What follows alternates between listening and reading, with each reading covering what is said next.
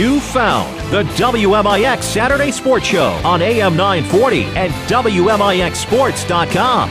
Cared for by Crossroads Community Hospital. The Saturday Sports Show has been recognized by the Illinois Broadcasters Association as one of the top radio programs in the state. That means the very best mix of local sports content is right here. From the Powerhouse on Broadway, the Saturday Sports Show starts now.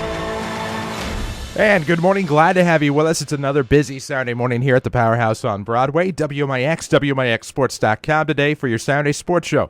Presented by Crossroads Community Hospital. It's more than a hospital. It's what healthcare should be. Indeed it is. And what a busy lineup we have coming your way today. Not only will we check the full WMIXSports.com scoreboard, we'll wrap up the Rams regular season. Or I should say we'll wrap up the Rams basketball season with head coach Scott Gamber coming up. Of course, we'll lead off with Scotty. We'll have Lee Bennett.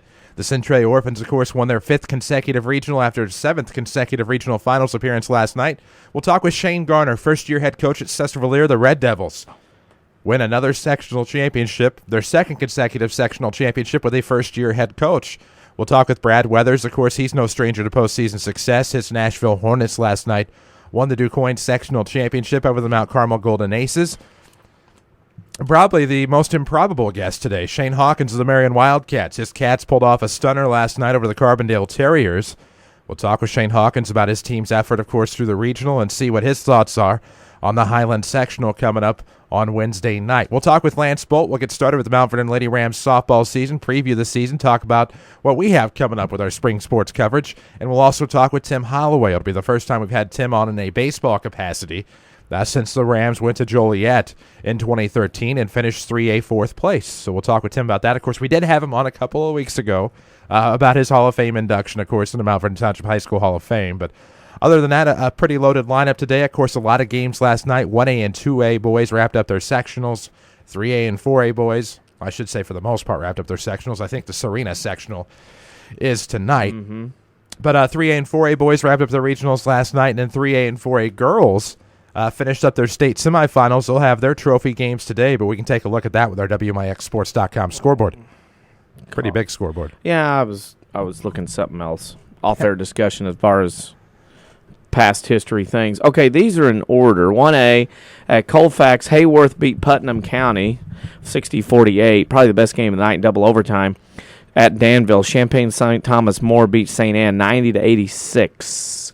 St. Anne, of course, was a state champion a few years back. Red Hill, Dietrich comes from behind to beat St. Anthony 58-51. NCO East, Sestervalier comes from behind to beat Caro 58-49.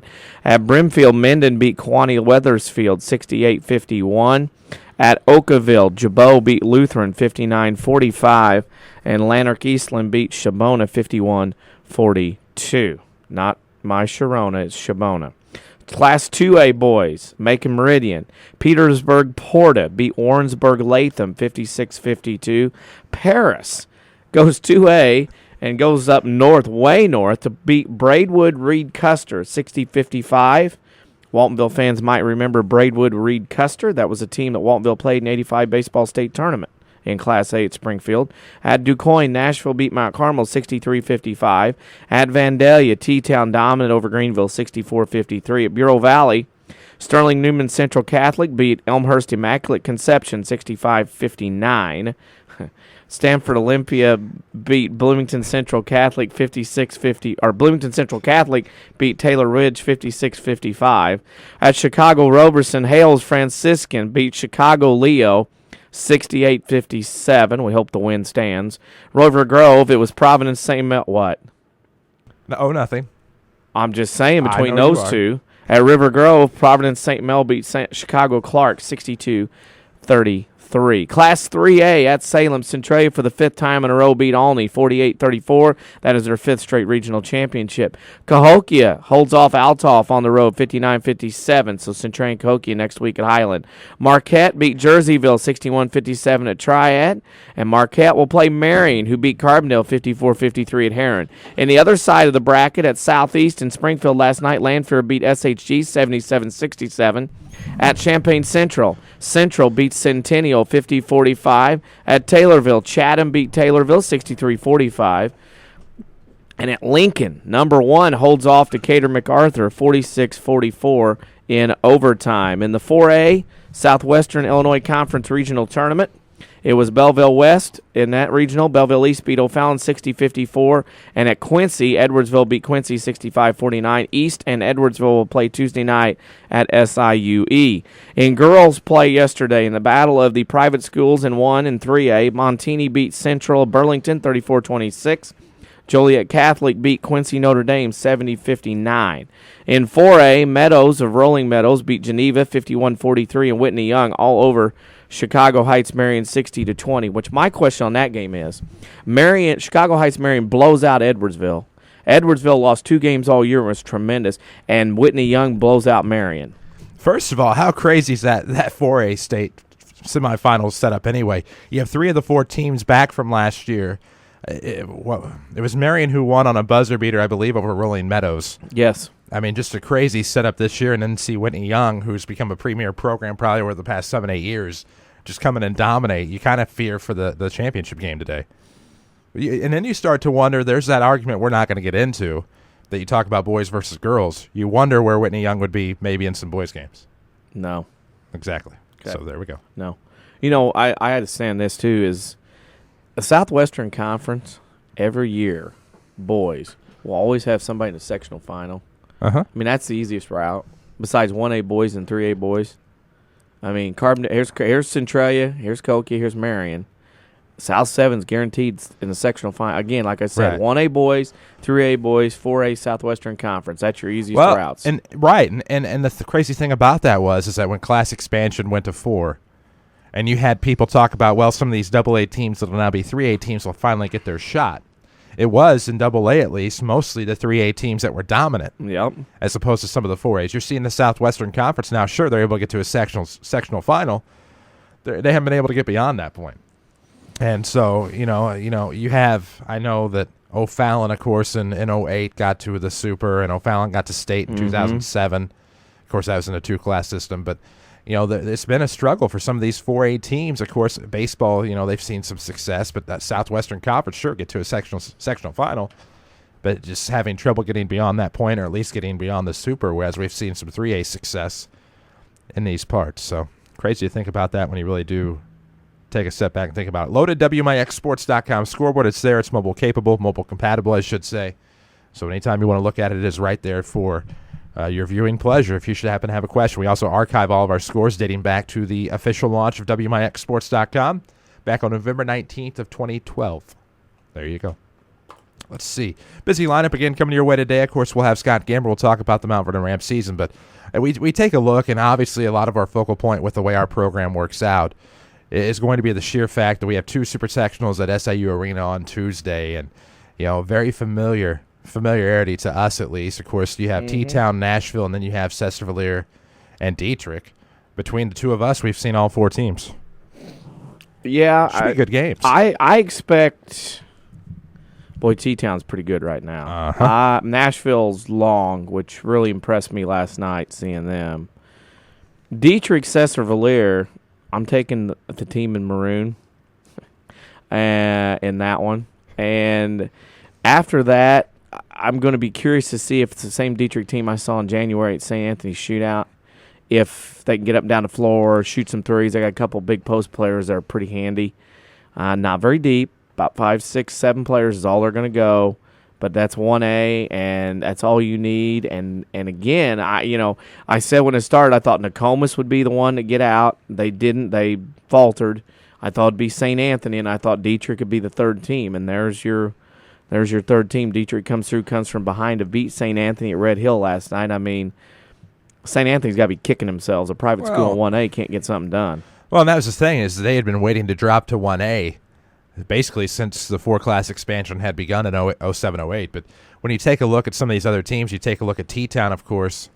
But before we get to T-Town, of course, we're talking about St. Anthony and Dietrich basically having to win so many games against teams they had lost to by margins of 8 or above to get to that point, and having to beat Patoka, whom they lost to. Patoka throttled Dietrich earlier in the season. Altamont, I think, was the one, or actually it was St. Anthony who beat Dietrich. Dietrich beat Altamont in the regular season. So you had that cluster atop the National Trail Conference. But basically, Dietrich is capable of winning that super sectional. Sestervalier, if they can start hot like they did against Christopher and Woodlawn, would be very capable of winning that super sectional. But you take a look at Nashville T-Town. We'll talk more about it a little bit later. Of course, we have Brad Weathers on the program.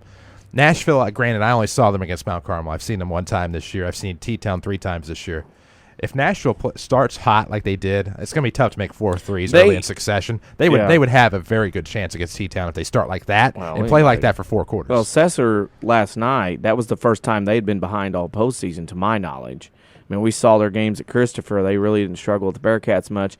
Came out, maybe Woodlawn had a little bit of a lead against them early in the regional final. Didn't do much there. Speaking of Woodlawn, congrats to Ross Owens going to Peoria on the three-point contest. He knocked down 12 out of 15 last night, by the way, speaking of that. Cesar Valera impressed me last night because I had not yet seen them, obviously postseason-wise, play from behind. They were down 21-10 at the end of the first quarter.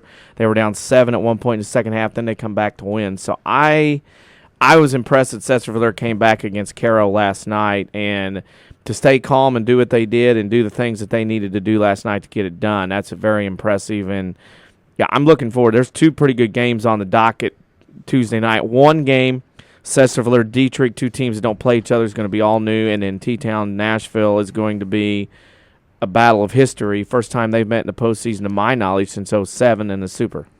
It'll be interesting to see. We'll talk more about it later in the program. We need to talk to Mountford and Rams head basketball coach Scott Gamber. We'll talk to him after a break here on the Saturday Sports Show, presented by Crossroads Community Hospital. It's more than a hospital. It's what healthcare should be. Back after these. A digestive problem can affect every area of your life. But now there's a specialist right here in town who focuses on digestive health. Mayo Clinic trained Dr. Tegpaul Atwal has opened the only gastroenterology clinic in Mount Vernon. Dr. Atwal treats acid reflux, gallbladder problems, inflammatory bowel disease, ulcers, and more. For your appointment with Dr. Atwal at Crossroads Specialty Clinic, call 618-241-9071. More Americans are on a move today than ever before. One of the most popular modes of transportation is the motorcycle. Motorcycles take us to our jobs, school, to the beach, and all around the country. If you're a bike rider, your Pekin Insurance Agency, Page Insurance on Crownview in Mount Vernon, wants to make sure you have the best insurance protection while you're riding. Ask about the money-saving auto cycle discount and the experienced driver discount, too. Call Page Insurance at 242-7000 today about motorcycle insurance from Pekin Insurance. With the housing market picking up and rates still low, now's the perfect time to purchase a home of your dreams. Hi, this is Joy Schrader, mortgage specialist from People's National Bank. People's National Bank has several different programs to choose from to help get you in the home of your dreams. Stop by and see me, Joy Schrader, or apply online at peoplesnationalbank.com today. People's National Bank, serving Southern Illinois since 1909, member FDIC, equal housing lender. Loan subject to credit approval. The Chevrolet Open House event is going on now at Schmidt Chevrolet of Mount Vernon. Get big savings on the entire lineup of top-quality fuel-efficient cars like the Sonic Spark, Volt, Malibu, and Cruise, all backed by our award-winning service department. Schmidt Chevrolet is your regional Chevrolet headquarters. But hurry, the Chevrolet Open House event is here for a limited time, and these deals won't last long. Schmidt Chevrolet of Mount Vernon, 3423 Broadway in Mount Vernon.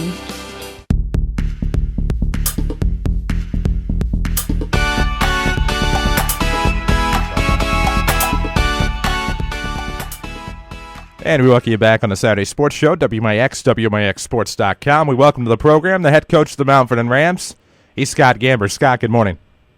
Morning. How are you guys doing? You know, pretty good. I know we all wish we could be talking under different terms, but you finished the season over 500. I know it's a disappointing loss to the Marion Wildcats, but Marion goes on to win that regionals, so all things considered, it doesn't necessarily look like it could have. Marion goes on to win, and certainly at this point, I think you're pulling for the Wildcats at this point, so at least your season comes to a close for somebody that goes on to some postseason success. But all in all, a decent season for the Mount Vernon Rams. There's multiple ways it could have gone, and all things considered, it went well. Yeah, and I think what's really hard is you feel like you could have been in this situation that Marion's in right now. If we play a little harder, play with a little more emotion Wednesday night, we get that game, and then and that's what I told our kids, and even after our game Wednesday, what I told Tom on the bus on the way home, I felt like Marion was going to win Friday night. I felt like whoever was going to win our game Wednesday night was going to win the regional. I know that sounded weird, but I just felt like Carbondale had a tremendous amount of pressure on them. They had swept both us and Marion. They had beaten us both fairly handily.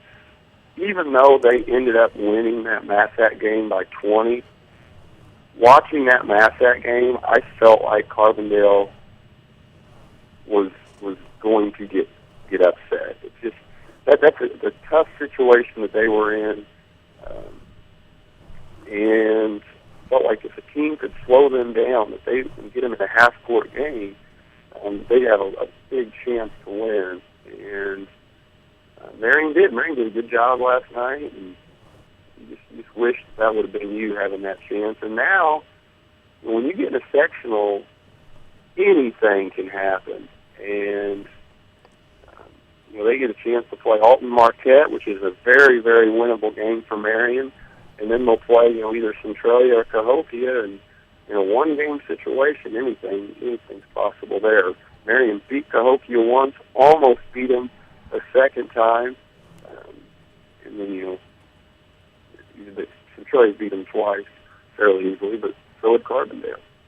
Well, and you take a look at the Mount Vernon Rams season, and some good wins along the way, and some success, and you take a look at what they put together on Wednesday night, and led by double digits at one point, but Marion just fought their way back, and I thought you had good performances, of course. I thought they did a great job on Shikari. Shikari had to battle for his points. I know Jake Pike, probably would have loved some points on the board, but they did a great job of keeping Pike contained, and Doug Gardner was called upon to do some things he wouldn't normally have to do, and I thought that those three seniors, of course, in your starting lineup did a great job. Fitz had 30, and Dylan Reeves is out there doing the things that he does, and all in all, it was a great performance by the starting five. Luke Wilson played some key minutes, but came up just a bit short. I thought Shane did a really nice job in our personnel guarding.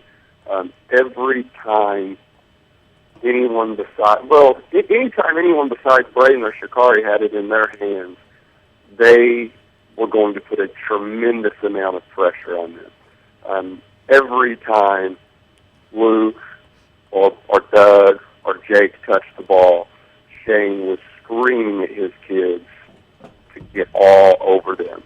And really, you could tell his game plan was to make those guys handle the ball, putting it on the floor.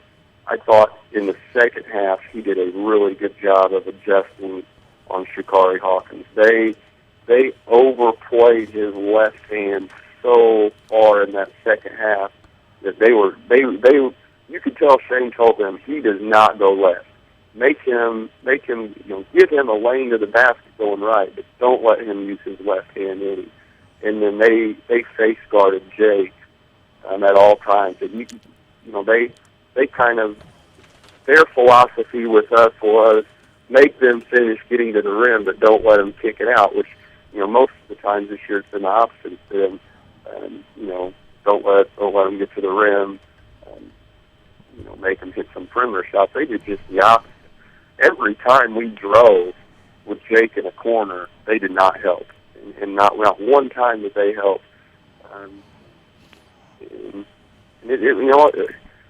First half we had a lot of success offensively and just could not get a stop. And I thought a huge key in the game was they came out and really struggled the first 4 minutes of the third quarter, and we did not make any movement there.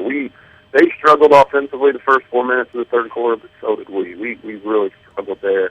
And that was a chance where we could have gotten our lead, to 8, 10, 12 points in the third quarter, and then they have to chase. And we never did that. We gave up a 3 at the end of the second quarter. We gave up a 3 at the end of the third quarter. And then, lots of turnovers there in the fourth quarter. Three carry calls on Shikari there, and did not score a couple times, and they made 14 or 15 straight free throws, and just fell short. It was a frustrating night, because I felt like we should have had a nice lead at halftime, and just didn't. Just did not get any stops when we needed to. Well, and I have to ask, season ends, I think on a disappointing note, but still a good season, 15-13, finishing above 500. Where does Scott Gamber, where do the Mount Vernon Rams go from here? Yeah, I think, the thing this year that was frustrating was that I never felt like we got real good defensively. We were 15-13. A lot of those wins were when we played well offensively, to be honest. I don't know if we had a game this year where we did not play very well on the offensive side of the ball but still won. That cannot happen.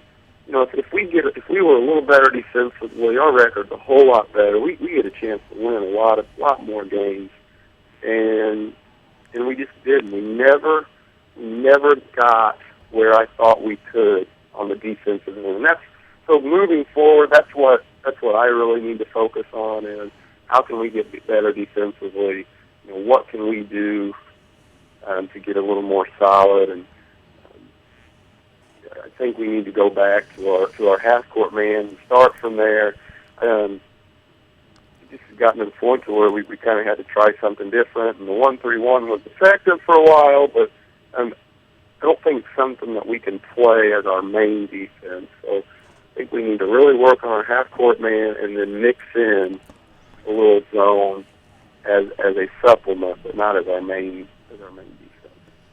One final time this year, we're going to ask you our WMIX Sports social media question of the week, and this week's question is, what is the most embarrassing CD you have in your collection?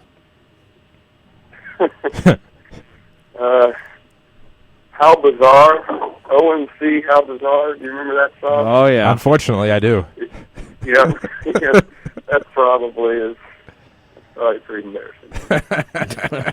Definitely not one that I would have admitted, although when you read or hear mine, you'll have every right to laugh at me. Scott, I wish it could have ended differently for you, but all in all, look forward to what's to come in the future for the Mount Vernon Rams basketball team. Looks like next year could be interesting as well. You have some talent returning, though you lose 60% of your starting lineup. Looking forward to next year, and we'll talk to you again soon. All right. Well, thanks a lot, guys. I really appreciate everything this year. You bet. That's Scott Gamber, head coach of the Mount Vernon Rams, and doesn't get the credit he deserves, I don't think. And, certainly looking forward to what's to come in the future with Scott Gamber and Mount Vernon Rams basketball. So we'll talk more about that, of course. We'll talk with Scotty. We'll check in, of course, over the summer and see what's going on with the basketball program and summer conditioning. Our next guest, he'll be Lee Bennett of the Central Valley Orphans. They won a big game last night. Of course, it was close for a half against the Alney East Richland Tigers, and Rob Flanagan's team gave it their great effort. But we'll talk to Lee Bennett after a break here on the Saturday Sports Show, presented by Crossroads Community Hospital. It's more than a hospital. It's what healthcare should be. Back after these. This is Chase Landers with Landers Collision Centers. Imagine this. You're driving down the road. It's dark as can be outside. Thank goodness you just had that left headlight bulb replaced. Otherwise, you wouldn't be able to see a thing. Now, close your eyes. Okay, don't close your eyes. You're supposed to be driving. Imagine noticing a slight twinkle off to the left, just above the ditch. What is that, you think to yourself? All of a sudden, whap! You've just encountered your first deer hit. The left side of your vehicle is beat up pretty bad. The next thing I want you to imagine is very simple. Picking up your phone and dialing 1-888-LANDERS to set up your repair. Deer claims are common, and usually a very simple process, which fall under comprehensive coverage. This is Chase Landers, asking you to allow Landers to be your collision repair shop of choice. Whether it be a deer hit, fender bender, or the regular, uh-oh, sorry mom, Landers is here for you whenever you need us.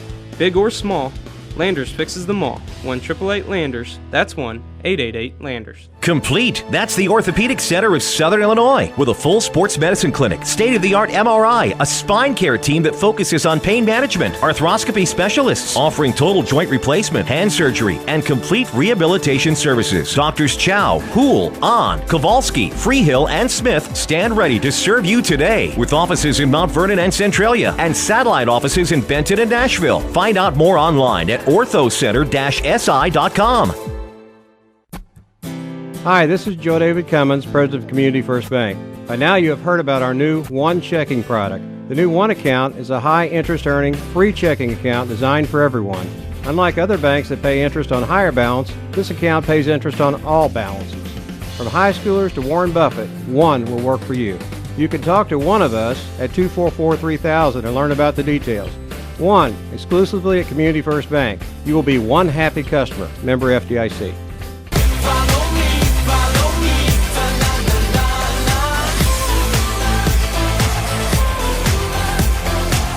And we welcome you back to Saturday Sports Show, WMIX, WMIXSports.com with Danny Zerwinski. I'm Chris Hugo. Jeff Crow is in studio with us as well, brought to you by Crossroads Community Hospital. It's more than a hospital. It's what healthcare should be. Our next guest has won 5 consecutive regional titles. Of course, last night at Salem, they beat the Alney East Richland Tigers 48-34. He is the head coach of the Centralia Orphans, Lee Bennett. Coach, good morning.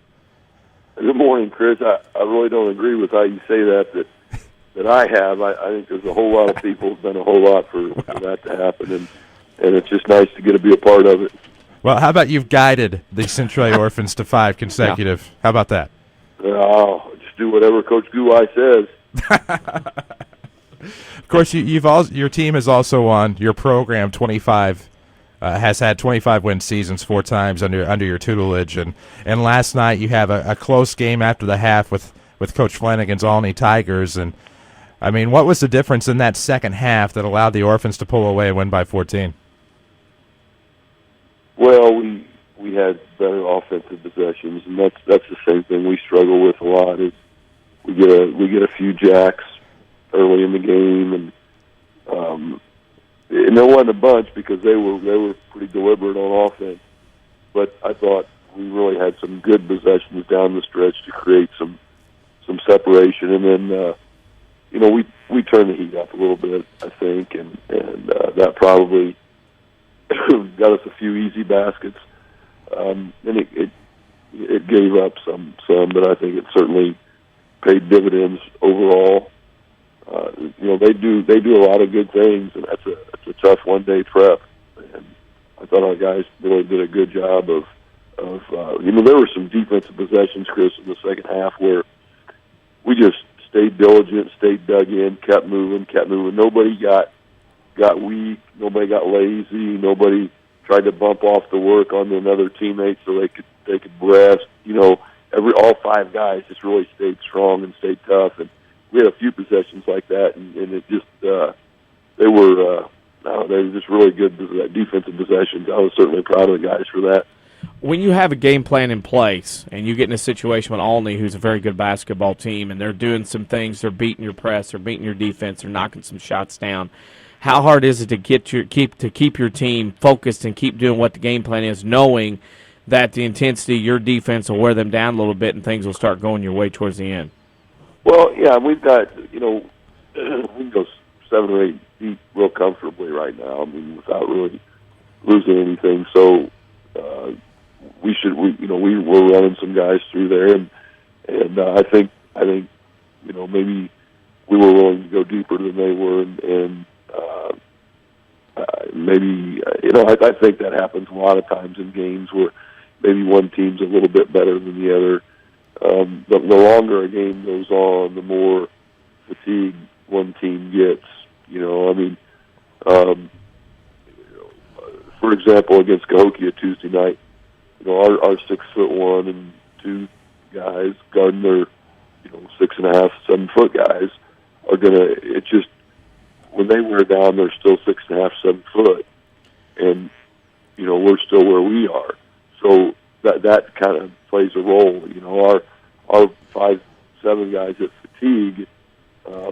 When you're taking on that 6'3" guy that's at fatigue, he's still 6'3". You know what I mean? It just and last night maybe that played a little more into our favor.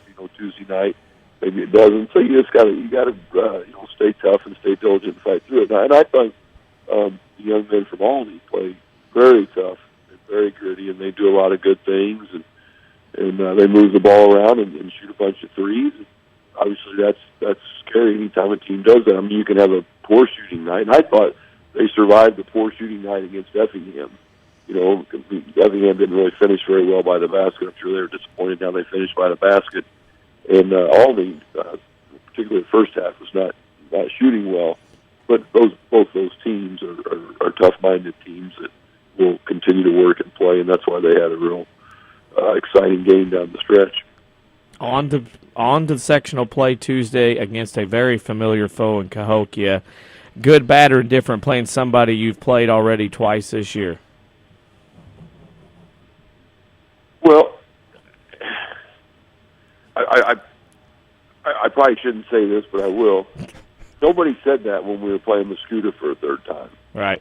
I just think that's something that, 61 years ago or 80 years ago, somebody said, and so everybody's like, oh, that must be the gospel. Boy, third time, I don't know what it is with third time. There's teams we wouldn't mind playing a third time. There's teams usually, like when somebody's probably telling Sandy Coke here right now, boy, it's hard to beat a team 3 times. It is for them because it was hard for them to beat us once. It wasn't easy. It was hard for them to beat us second time. It wasn't easy, right? Just like we went and played Carbondale. Oh, it'd be hard to beat a team 3 times. Sure, it would be. Because it was real hard to beat them the first time. It was real hard to beat them the second time. You know what I mean?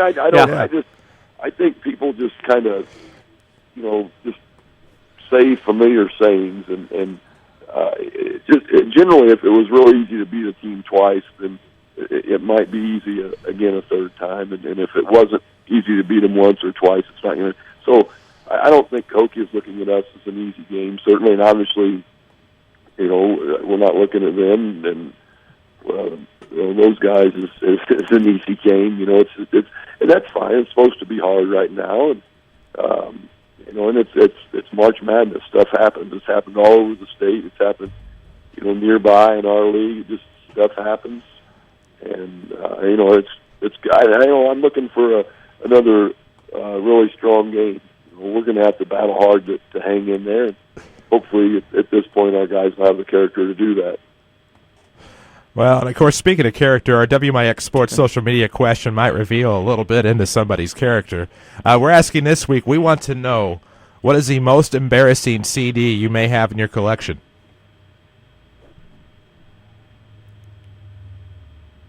Well,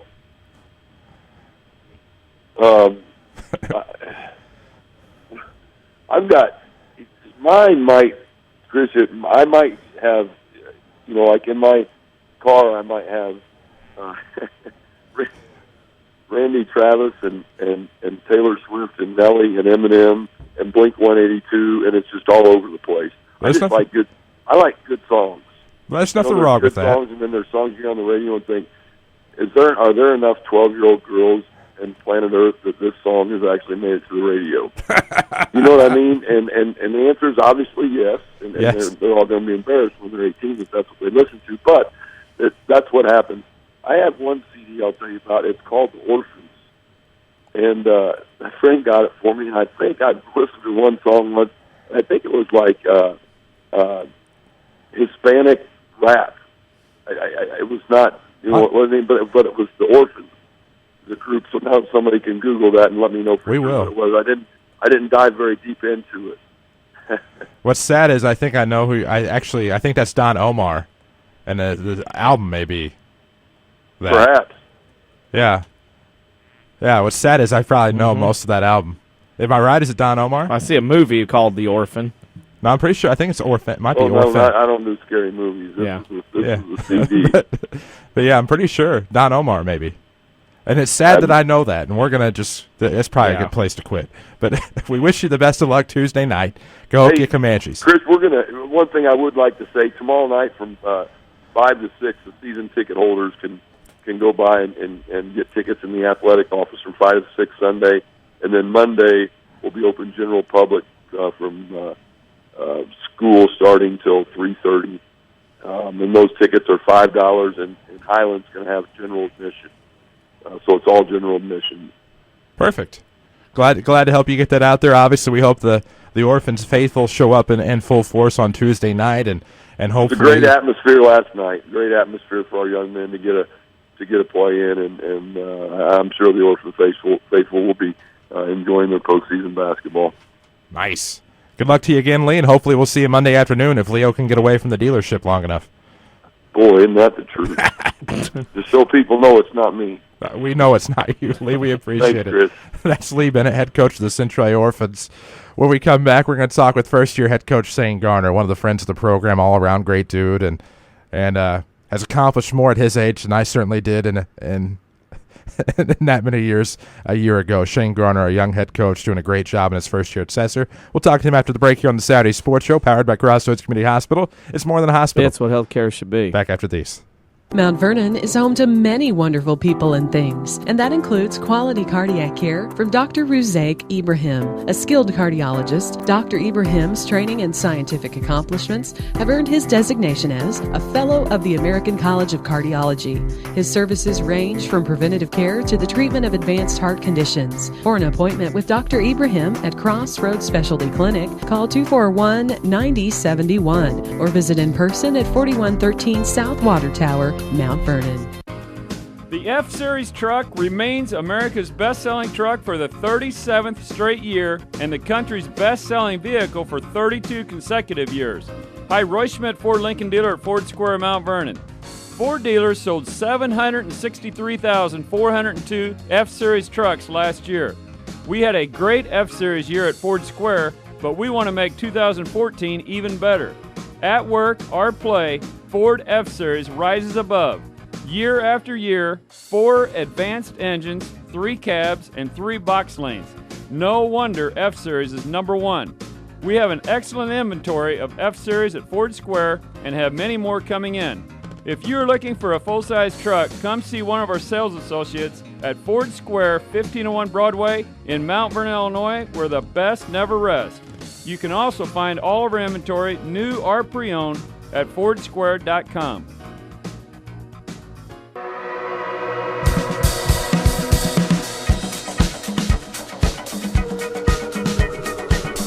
And we welcome you back. Saturday Sports Show is live on WMIX and WMIXsports.com. Next week we head to Peoria, and we'll have kind of a free-for-all Saturday Sports Show. We'll have a bevy of guests with you all at once. It'll be fun. We'll be on the road. We will not be from the March Madness experience, but we will be giving you a different type of March Madness experience. Of course, we look forward to it next week as we are in Peoria. But this week, of course, we're talking to some of our guests who have had success. Last night, of course, Shane Garner working to catch up with him on the Saturday Sports Show. His Cessarville Red Devils had to come from behind to beat the Cairo Pilots last night at the NCOE sectional. And a strong performance from the Devils, a team that's gotten hot at the right time. And, you know, for all intents and purposes, has played very well since that first game of the Christopher Regional, at least for them, the semifinal against the host Bearcats. And since then, they've been on a roll. I'm impressed with how they have mirrored their run in 2010, where they come out with that blowout shooting performance in a regional final. They go to NCOE, beat Crab, and then beat Cairo. I mean, it's been an impressive run for this team. And, as much swagger from a team that I have seen a long, long time playing right now. Well, no doubt about that. And, of course, welcome to the program, the head coach of the Cessarville Red Devils, Shane Garner. Coach, good morning. Morning, guys. How you doing? Hey, I have to ask, was it a requisite when you took over the program? Did Chip Basso as AD say, hey, you're in your first year, you have to do what I did my first year, win a sectional, maybe win a super, and then maybe win second place or higher? Is that requisite? If there was, I don't know if I'd be here right now. Those are some pretty big shoes to fill, and a lot of unknowns in that. But we're pleased with what we're doing right now. We're just going to try to keep that ball rolling. You were on the bench in 2010 as assistant with Coach Basso, Coach Lahr, among others. Any similarities you see so far between the team in 2010 and your team right now playing? I think their ability to stay calm under pressure. I think that's one of the biggest things right now. Those kids in 2010 were seasoned veterans. I mean, those kids started for 3 years. They had already played in 2 sectionals with sophomores and the juniors. And they knew it was their time, and they're willing to do that. And they were very seasoned and very under control. I think this team this year, although we are, you can call us inexperienced in playing time than the year before, but our kids are very, very composed under pressure. And a lot of that has to do with, we've played a ton of close games this year. And, especially starting out, every game we had was a knockdown drag-out. And so I owe that a lot to this team's composure and the way they can compete down the end of the stretch. But I'd say that would be the biggest factor I see right now, is just the ability to still compete and still act and still think when things kind of get a little hectic down the end. I look at last night, and your team obviously had great starts against Christopher, against Woodlawn, and then Tuesday night against Crab Orchard. Your team fell behind for the first time probably a few weeks. Were you? How surprised were you, or what did you expect out of your team falling behind? Like they talk about playing calm, but a 16-0 run doesn't happen unless you're an experienced, calm team in that kind of situation in a sectional final last night.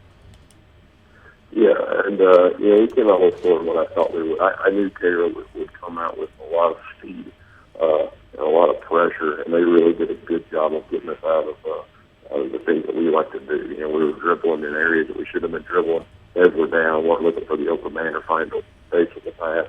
And hats off to them for doing that. They did a tremendous job. And at halftime we just talked about guys just do what we do. All we got to do is find space, calm down, and not get too spread up. And we did a little bit better job of that in the second half, especially with the pass and finding open areas, which led to a lot of quick strikes and a lot of easy buckets for us.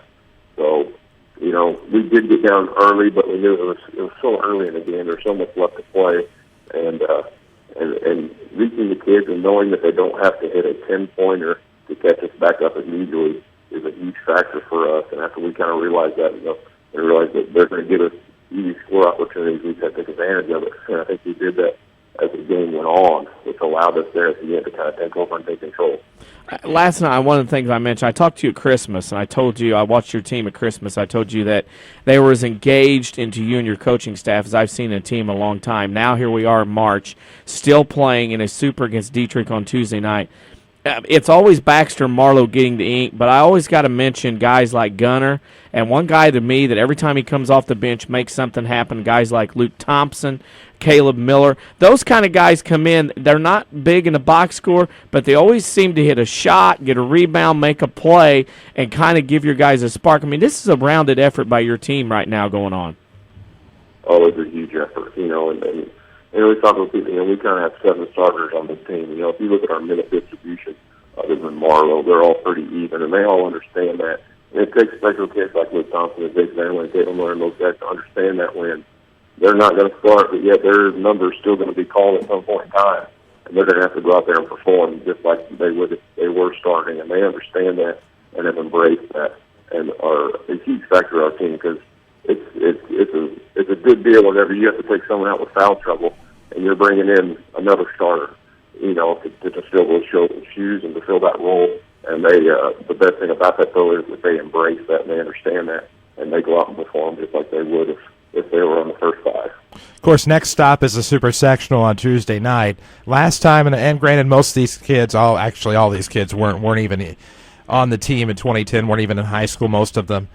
But you go from winning a Super at Salem and B. Gum Gymnasium, which is a great gymnasium, but now it's at SIU Arena, a much bigger arena, much bigger floor, just a much bigger atmosphere, and the potential for it to be just electric. Does it mean a little bit more getting to play at SIU as opposed to a local high school?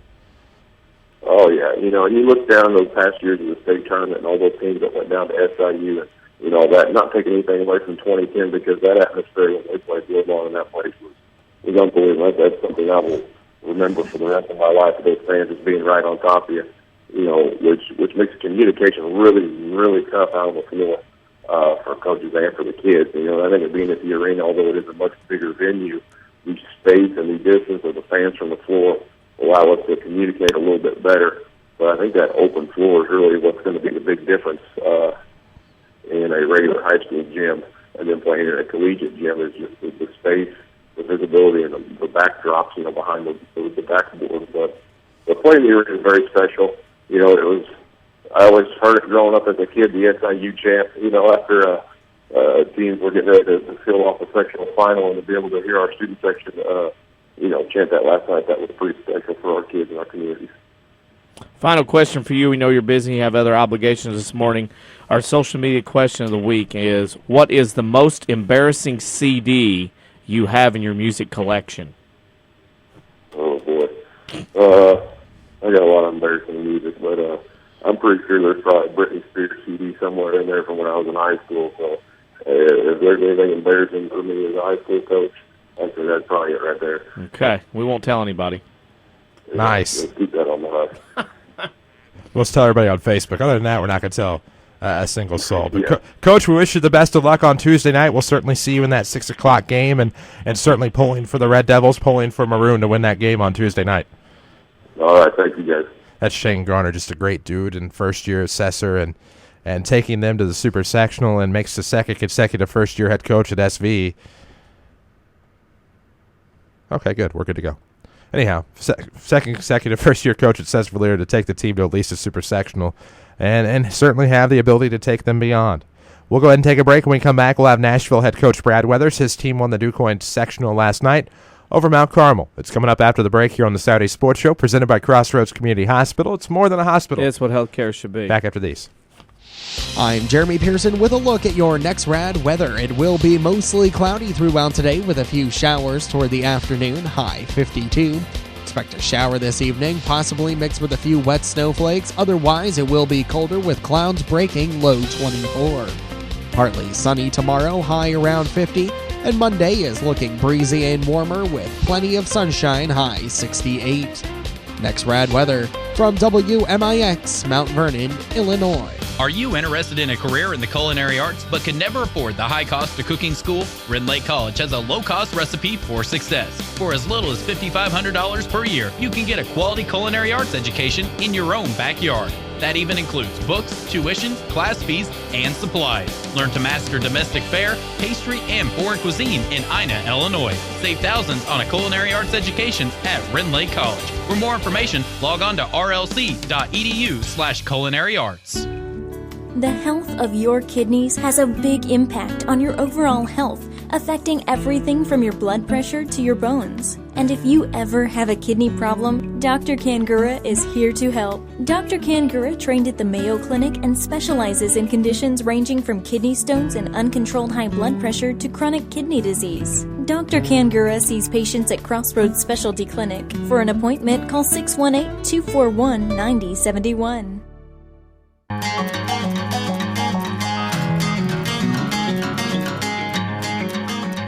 And we welcome you back on the Saturday Sports Show, WMIX, WMIXsports.com. Presented by Crossroads Community Hospital. It's more than a hospital. It's what healthcare should be. That's Danny Zerwinski. I'm Chris Hugo with you. You're here until 10 o'clock. Now we're talking with the head coach of the Nashville Hornets. He's Brad Weathers. They win the DuQuoin sectional last night over the Mount Carmel Golden Aces. Coach, good morning. Good morning. You know what? Big win last night over Mount Carmel. Of course, a team that many talked about coming in that would be very, very physical. You guys drained 4 threes early to start the game. Thorson had a hot start in the first quarter. How important was that to set the tone against the Golden Aces?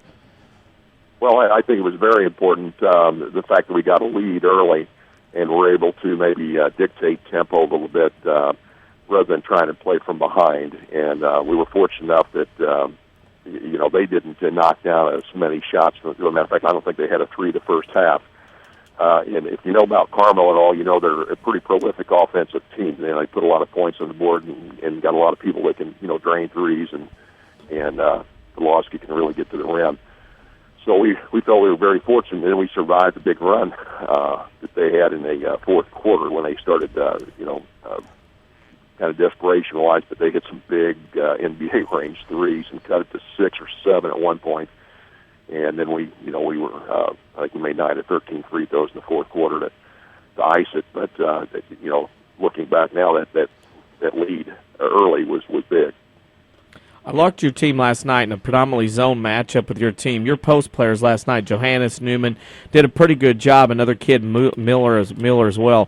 I was really impressed with your post players last night, getting in, getting rebounds, and limiting Mount Carmel early to a lot of one-and-dones offensively as far as the Aces were concerned on the offense.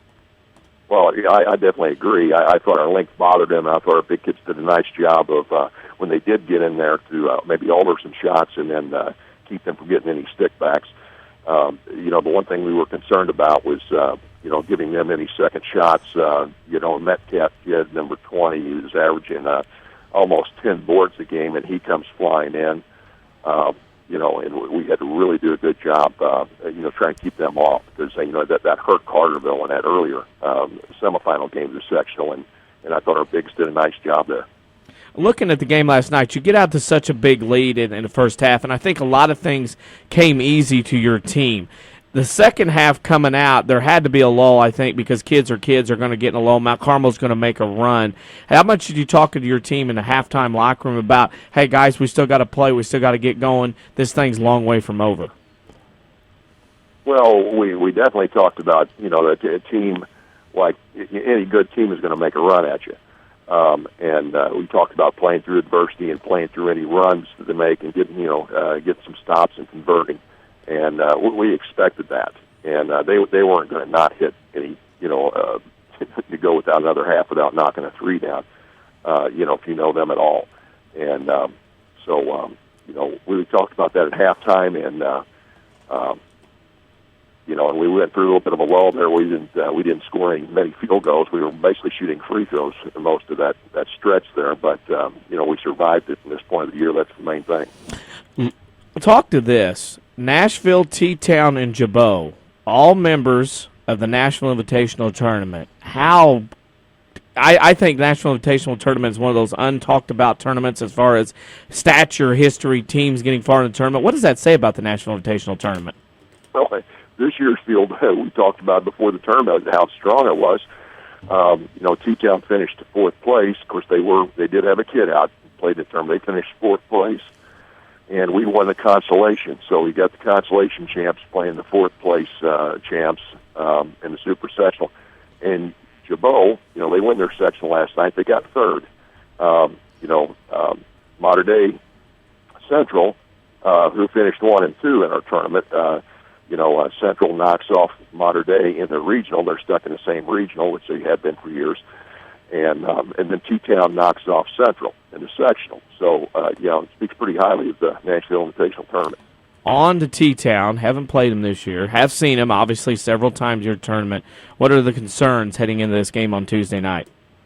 Well, anybody you play this time, there's always concerns. They're going to be good. And T-Town, they're healthy now. They're playing very well. They're typical T-Town, hard-nosed, aggressive man-to-man. They're going to, we're anticipating they're going to put pressure on us. They run a very hard-motion offense. They're in shape. The bigs will run the floor well. We're just going to have to be prepared for that, especially on the offensive end, handling the pressure and, taking care of the basketball.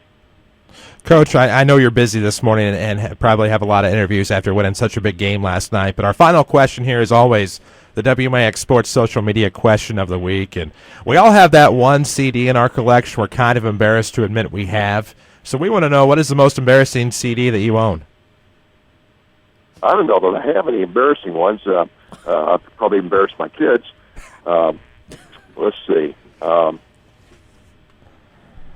I'll be a Little River Band, I guess, right now. That's really not necessarily embarrassing. That's pretty good CD. I think I have that somewhere. That's as bad as I can give you right now. Quite all right, Coach. Big win last night. Congratulations. We look forward to seeing your effort on Tuesday night. Good luck to the Hornets. Thanks a lot, guys. Appreciate it. That's Brad Weathers, head coach of the Nashville Hornets. They'll play at 8 o'clock against T-Town. Both of those super sectionals will be on Weathers Broadcasting Data Communications stations.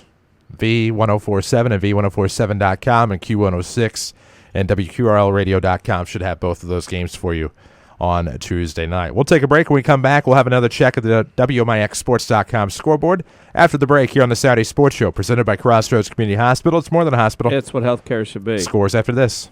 If you've been trying to buy a car with a challenging credit history, you've discovered that it can be discouraging. But there is good news. I mean really good news. Not all buy here, pay here dealerships are the same. Second Chance Auto really is different. For 34 years, Second Chance Auto has guaranteed to give you the best value for every dollar you spend. Listen, did you know that at some dealerships, if you buy an $8,000 vehicle with minimal down, it could end up costing you $2,000 more? At Second Chance Auto, they'll explain how you can save more on the total cost of your vehicle. No surprises, just honest deals, bank rate financing for all, and a truly dependable vehicle with the best value for your hard-earned dollar. This tax season, use your refund where it will go the farthest. Let Second Chance Auto earn your business and your trust. You won't be disappointed. Second Chance Auto, Route 142 East in Mount Vernon. Call today, 244-4582. If you can't pick us up where you live, move. This is WMIX, Mount Vernon, Marion, another Withers Broadcasting Station. What does technology sound like? Is it the clang of heavy machinery, the beeps and chirps of an electronic gadget? At the new Good Samaritan Regional Health Center, technology sounds a little something like this. It's the sound of a young girl excited because her mom's being released the same day as her minimally invasive surgery. Thanks to the Da Vinci surgical robot, our surgeons' hand motions are seamlessly translated into smaller, more precise movements. But surgery isn't the only way Good Samaritan is raising the bar for advanced healthcare in Southern Illinois.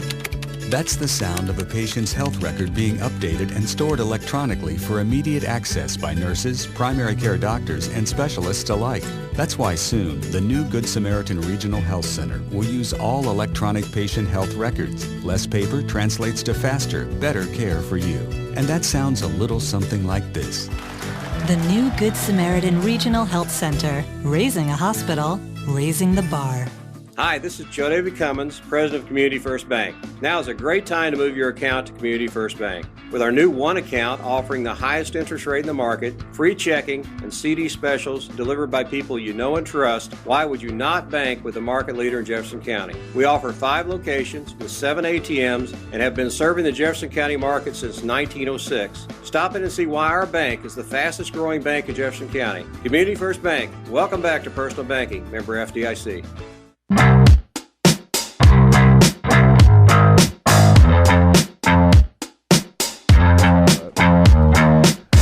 And we welcome you back on the Saturday Sports Show. WMIX, WMIXSports.com is presented by Crossroads Community Hospital. It's more than a hospital. That's what healthcare should be. Oh, man. WMIXSports.com scoreboard was a loaded one last night as we had regional championships in 3A and 4A boys, 1A and 2A sectional title games, and we also had 3A and 4A state finals for the girls. 1A boys at Colfax, Hayworth beat Putnam County 60-48.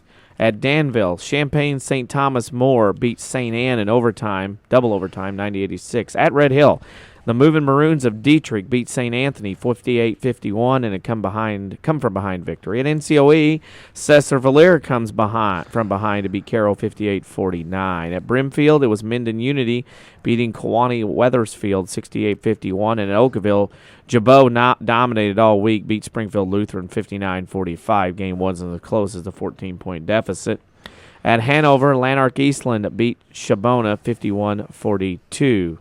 So we are 2 wins away from having Cesar Valier and Lanark in the state tournament. Anyway, Class 2A sectional championships at Macon, Petersburg Porter by Springfield beat Warrensburg Latham 56-52.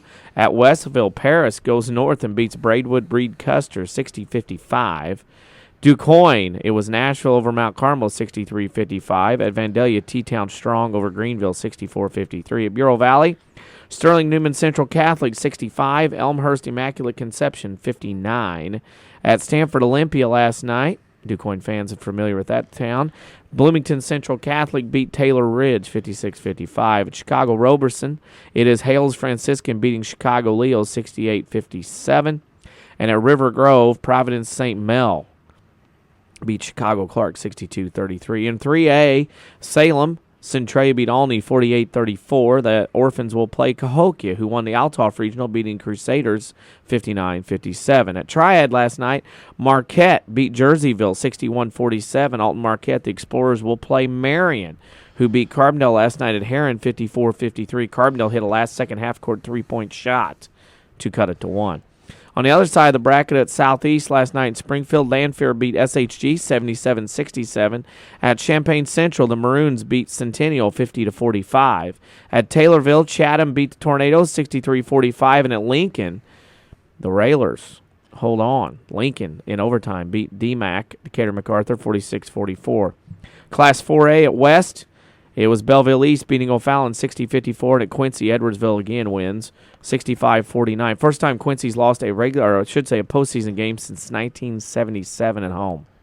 Girls 3A, Lombard Montini beat Burlington Central 34-26. Joliet Catholic beat Quincy Notre Dame 70-59. That's in 3A. In 4A, Rolling Meadows beat Geneva 51-43, and Whitney Young beat Chicago Heights Marion 60-20. So 4 of your 8 teams in 3A and 4A are the private school variety and girls play. No. Yep. Would have never guessed that. Oh, man, that's your WMIXSports.com scoreboard from last night. Go check it out. We don't put all the work into it for nothing. We hope you'll take a look at it and enjoy it every night that there's local sports action. There was nothing on Thursday night, but we still put some random stuff up there anyway, just for you to take a look at. Of course, we need to take a break. When we come back, we'll talk with Shane Hawkins. The Marion Wildcats win their first regional in 24 years. We'll talk about that with Coach Hawkins after the break here on the Saturday Sports Show, presented by Crossroads Community Hospital. It's more than a hospital. It's what healthcare should be. Back after these.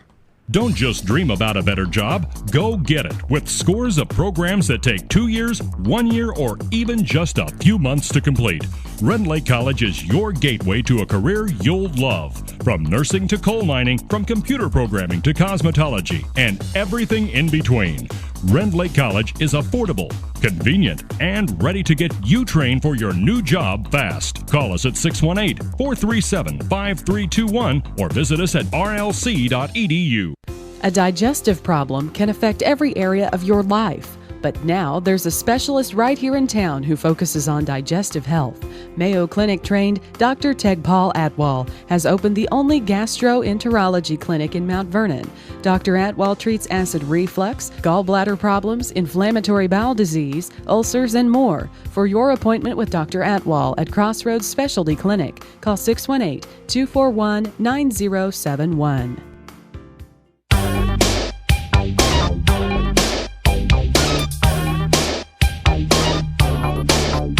And we welcome you back on the Saturday Sports Show. WMIX, WMIXSports.com is presented by Crossroads Community Hospital.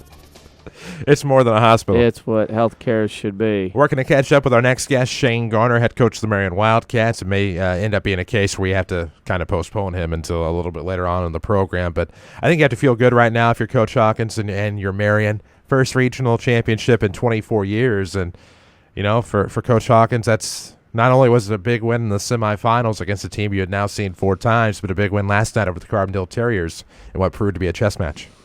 Well, you know, Marion looked like a different team on Tuesday night against Mount Vernon, and they had a different vibe about them. Did anybody in their right mind probably think they were going to pull that upset? Probably not. Most people would have lost money last night on Carbondale losing to Marion. I mean, it's just the way it is, the way it goes. I mean, I look at it as, you know, Marion plays so very well that, I mean, it is amazing to me that they got that going. In Carbondale, probably, like we said a few weeks ago, the odds-on favorite in 3A to get somewhere, and that's why they play them. And Marion got them last night, the third time they played this year, got them on the third time. Well, sometimes it's that third time that literally and cliche-wise is the charm. That's exactly what it was for the Marion Wildcats last night. 3 South 7 teams in that Highland sectional. Tuesday night's game, of course, will be Cahokia Centralia. You can hear that game on our sister station, X95, and WRXXradio.com. Ryan Roddy, Mike McManus will have the call of that one. Wednesday night, of course, it'll be Marion and Alton Marquette, and you want to feel like that's a winnable game. Marquette, of course, has a Division I talent going to SIU next year on the team.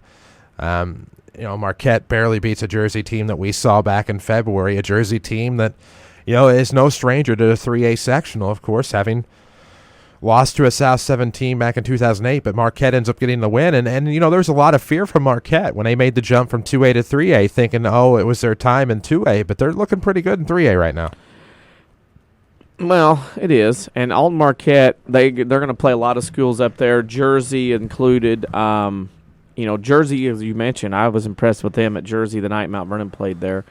And they've been good for the last couple of years. Of course, they won a predominantly 1A, 2A Duster Thomas Christmas tournament, but they've been making strides at Jerseyville. You know, a very interesting game. Of course, Alton Marquette has a guy going to SIU next year, Verbold. I'm looking at, you know, Cahokia Centralia on Tuesday night would just be out of this world. I mean, that's going to be a tremendous matchup. And then Alton Marquette and Marion, very interesting to see if Alton Marquette looks ahead, kind of says, oh, wait a minute, it's supposed to be Carbondale. Now we get Marion kind of deal. Marion's bringing the slingshot in, that's for sure. They are David in this sectional because the rest of them are, you know, pretty well Goliaths as far as everybody thought they would be. Well, easily. And, you know, Marion's a team obviously not supposed to be there. You expected Centralia to get there. You expected the winner of Carbondale Althoff, actually. I mean, looking ahead when the postseason pairing side assignments, I should say, were announced. And, you know, Althoff was down double digits at one point, came back to lose only by 2. And so, you know, Althoff's a team, but beyond this year, you kind of have to look at and say, wow, they could have the potential to make some noise. But I think you expected the Orphans. You expected, you know, Cahokia. I don't think he really cared at that point about who was coming out of Triad, because now, I mean, at that point, looking at the original assignments, because you thought at the time it was going to be Cahokia Carbondale. Now it becomes a little bit more interesting with it being Marion and then, of course, Alton Marquette, because I think a lot of people had Carbondale written into a sectional final and beyond, possibly. Yeah. And by beyond, I mean to the super, because it's going to be tough for anybody to beat Lincoln or Lanphier. Yeah. Of course, Lincoln struggled last night with Decatur MacArthur.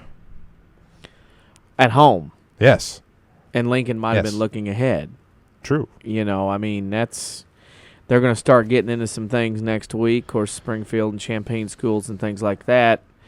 You know, like I said, when you start looking up there, Lincoln's the obvious favorite. Wouldn't shock me if Central comes in, slingshots them, or whatever. I mean, it's always a possibility. This is one of those where, you know, I look at the matchups and I'm wondering. You have Lanphier and Central in the first game, and you know Lanphier's dying for a shot at Lincoln again. Oh, yeah. You know they would love to get a shot. Well, and Chatham won't let Lincoln go by easy either. It's another year of having a South 7 sectional and a CS8 sectional. Right. Primarily. I mean, you'll have a Big 12 or a Valley team scattered about, or in this case, Marquette is South? They're South Central? Yeah. So, I mean, you'll have a team scattered about from another conference once in a while, but it's just, you know, which South 7 team, assuming that Marquette doesn't pull a stunner and win that sectional, which South 7 team is going to play which CS8 team. And, you know, South 7 has gotten the CS8 before that wasn't CS8, that was Middle Illini when Centralia beat Morton. Well, there you go. That's all out the window. We need to take a break here on the Saturday Sports Show. We'll work with catching up with Shane Hawkins a little bit later in the program. We need to talk with Lance Bolt, head coach of Lady Rams softball, preview their season coming up. It starts at the Fairfield Invitational on Saturday, March the 22nd. So their season starts in 2 weeks. We'll talk with Lance after the break. Powered by Crossroads Community Hospital. It's more than a hospital. It's what healthcare should be. Back after these. I'm Jeremy Pearson with a look at your next rad weather. It will be mostly cloudy throughout today with a few showers toward the afternoon, high 52. Expect a shower this evening, possibly mixed with a few wet snowflakes. Otherwise, it will be colder with clouds breaking, low 24. Partly sunny tomorrow, high around 50. And Monday is looking breezy and warmer with plenty of sunshine, high 68. Next rad weather from WMIX, Mount Vernon, Illinois. How can we keep the people we love safe and secure in their own home? Let the Medicine Shop's home medical equipment team help you with all your mobility and specialty product needs. They provide mobility products like motorized scooters, wheelchairs, and home stair lifts. The Medicine Shop's expertly trained staff can also provide car and van lift installations, and they offer a full service repair facility for medical equipment, whether you purchased it from them or somewhere else. Here's pharmacist and pharmacy owner Eric Black. We service a 60-mile radius area, so a pretty wide area. We service orders from several area hospitals, and we have the staff in place that really sets us apart. We have 3 respiratory therapists and 2 seating specialists to help with seating on wheelchair and power chair needs. And we just feel that we have the staff and the warehousing and the facilities in place to really set us apart from any of our competitors in the area. The Medicine Shop Pharmacy, 2339 Broadway in Mount Vernon. America is a nation on wheels. Everyone has at least one automobile. We use them for shopping, work, everything we do. But they can be a threat. Some accidents can't be prevented. Your professional Pekin Insurance Agency, Page Insurance on Crownview in Mount Vernon, can help protect you from a large financial loss when an accident happens. Call Page Insurance today at 242-7000 about low-cost auto insurance from Pekin Insurance. Ask them about the many money-saving discounts that are available. Depend on your hometown professionals. Pekin Insurance.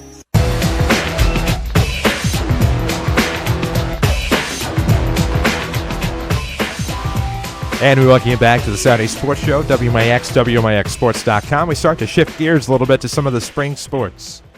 Of course, we welcome our next guest to the program, courtesy of Crossroads Community Hospital. It's more than a hospital. It's what healthcare should be. Our next guest is Lance Bolt. He is the head coach of Mount Vernon Lady Rams softball, of course, a team that looks to rebound after disappointment last year. Of course, that disappointment was a rain-shortened regional game against Carbondale, which they got off to a hot start. We welcome Lance Bolt to the program. Coach, good morning. Hey, good morning, guys. How you guys doing? Doing pretty good. I have to ask, I know you have the distraction of Lady Rams basketball, of course, as Jeff Lonnan's lead assistant to kind of help bide the time between the end of softball season and the beginning of the next softball season. But did the off-season kind of drag on a little bit, or did it kind of speed up after how last season ended with rain coming in and not really giving you guys a fair shake at that regional? Well, I'll tell you what, it was those next few days after that, they weren't a whole lot of fun, but you know, we got things rolling this summer and this fall, and then like you said, with basketball, it kind of takes your mind off of it a little bit. But we started up this week, and we're excited, and yesterday was kind of a rough day. We had to make our cuts. You know, that's never fun for any coach, but we got through that, and now we're ready to go. Weather this week was interesting to start off. How has that affected getting out and doing things, or in general having to share facilities to get practices in this week? You know, was I surprised about the weather? No, because it's just kind of been that way. But Monday we were not able to do anything. You know, I think a lot of teams and sports are in the same boat on Monday. But we got tryouts started on Tuesday. We wrapped that up Thursday, and like I said, yesterday we made our cuts and got uniforms passed out, and now we're excited.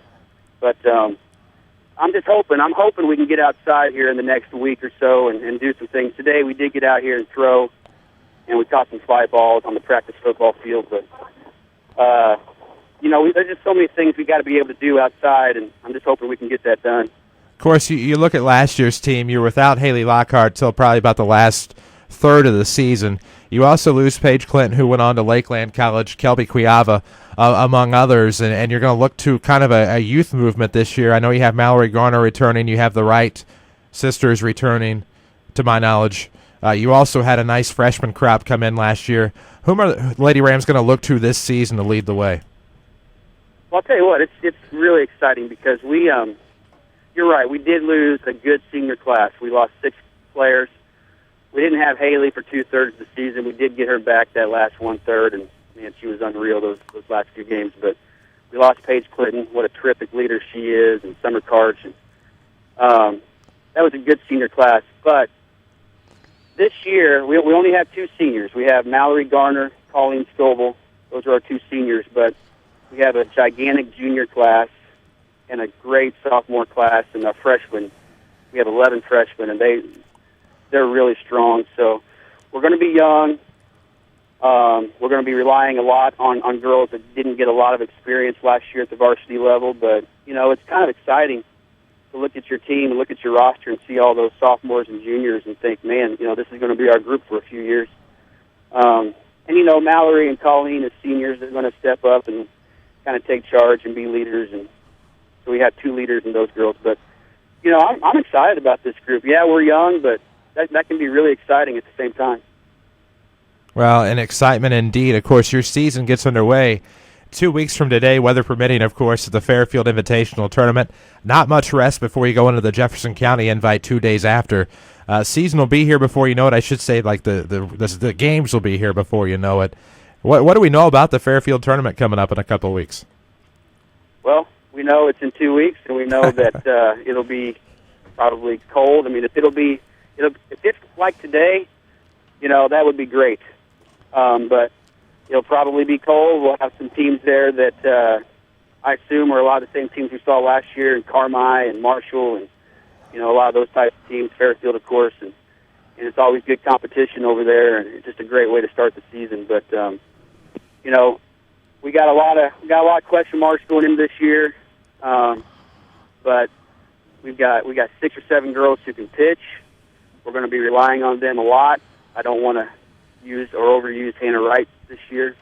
I want to be able to throw all those girls out there at some time, and like I said, we're young, and it's neat because you get to kind of mold them into the type of players you want them to be. We're going to be a whole lot more aggressive this year on the base paths. We're going to be a lot more aggressive defensively and just take chances and make things happen. So I think it'll be a fun brand of softball to watch. What's the coaching staff look like this year?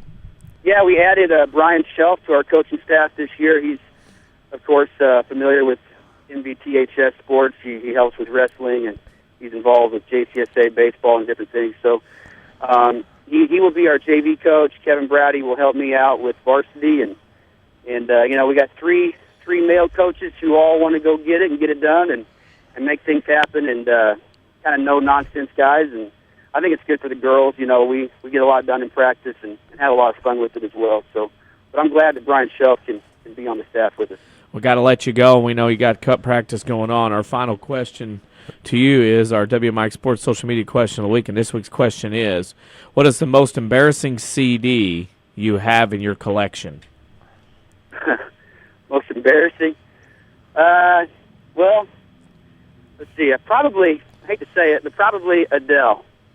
I do have Adele, but I like Adele. She's got a couple good songs there, and of course Kevin Brady's cracking up laughing at me right now from his pickup truck. So, but hate to say it, but there is an Adele CD somewhere in there.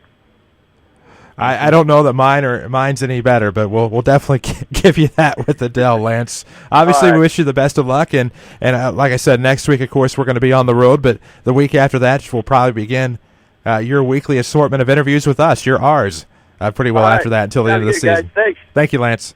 All right, bye-bye. They have a busy day today, of course, and glad he was able to join us. He actually worked us in because they're getting ready to do some important drills, of course. They're outside today. They're got to be outside. Yeah, you got to get done what you can get done. Wouldn't I? I got to behave. Go ahead. I was going to say, wouldn't it be nice to have a facility or turf field where you could, where I drove by and saw DuQuoin yesterday outside on their football field, and DuQuoin on their baseball field, and okay. Unfortunately, this is not the novel concept Common Sense show. This is the Saturday Sports Show. Well, so can I add something else, too? Yes, you We may. have a couple that might be in our Futures program listening. Okay. Jax and Liley are listening. They're like future in the future. Twice removed. I gotcha. Yeah. Decades. But, hey. I'm still trying to get that off the ground. Believe it or not, it's harder than what you may think. But, oh, man.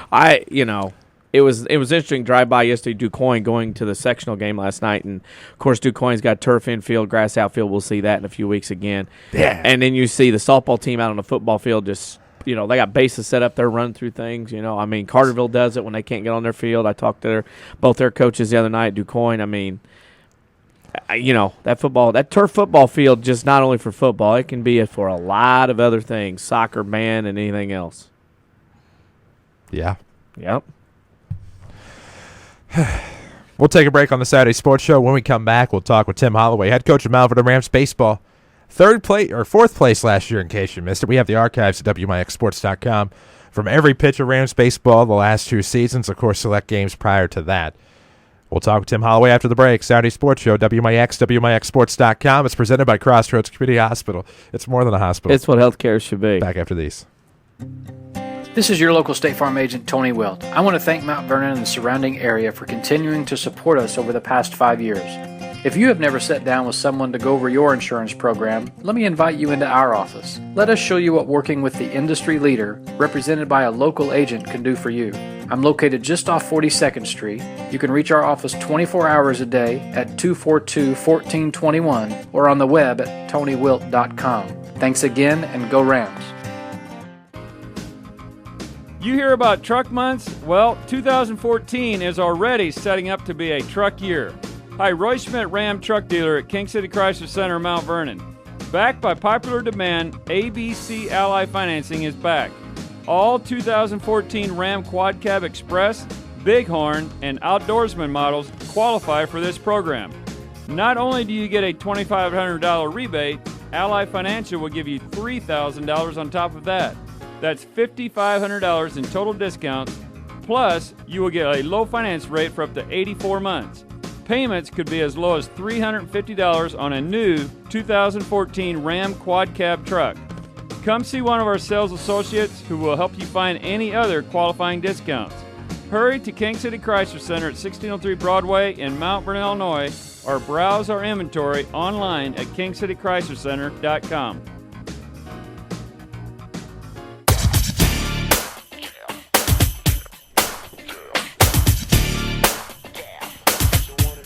And we welcome you back. Saturday Sports Show, WMIX, WMIXsports.com. It's presented by Crossroads Community Hospital. It's more than a hospital. It's what healthcare should be. It is. Of course, our next guest led his team to a 4th place finish in the state last year. He is Mount Vernon Rams baseball coach Tim Holloway. Coach, good morning. Thought we had Tim Holloway. Yes. Tim Holloway, good morning. He is not with us just yet. We'll work on that. Our Hall apologies. of Famer Tim Holloway. Well, I wonder if it's soaked in yet. I know I embarrassed the Hades out of him a couple of weeks ago. We can't mention that? Oh, I will. Just like he'll be the first possibly two-time inductee. So we're not allowed to mention that Tim Holloway's a Hall of Famer anymore? We can. Yeah, he's not a personal accolades guy, but it's okay. Okay. Welcome, Tim Holloway, to the program. Coach, good morning. Uh-oh. Thought we had him. I'll be a monkey's rear-ended uncle. Yeah. It happens. There it's he live is. radio. There he is. Coach, you there? I'm here. I think we got it figured out finally. Of course, we're talking about how you're a Hall of Famer, and you brought home a big trophy from Joliet, and just all of your recent accomplishments. And things are certainly, I know the Hall of Fame thing, of course, is individual. You're going to go in as a coach someday. We all know that. We won't talk about that. But, things certainly riding a nice wave of momentum for Mount Vernon Rams baseball. Program certainly seems to be on the right track. Well, I hope so. We lost 9 out of 10 guys, including our DH. So it's going to be a whole new crew, which it is every year. It's always different. You always start fresh, different leaders, different teams. So we like this group we got here. They're showing a lot of energy this week, practicing hard, and looking forward to what's to come. So when you break into camp, I know obviously last year you go to state, you get 4th. A lot of time has passed, almost a year. Has that moment, that experience, that trip kind of sunk in as far as what you and your coaching staff and your team accomplished last year?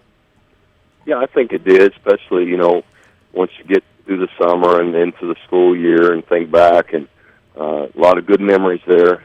And it was a special year. But, what we've told our kids is that was last year, and we're always going to have those good memories. But now it's your turn. That's over with. And what we can do is learn from that process and that team. And we try to talk about a lot of the good teams from the past, what they did well. We can learn from their positives and try to use that. But as far as we're concerned about what we have to do now, that's not really in the forefront of our mind. I look at this, instead of asking who graduated, I think it might be easier to say who returns for your team this year, varsity-wise from last year, and give us some names of the new guys that are going to have to step up and stake their claim to some playing time in 2014.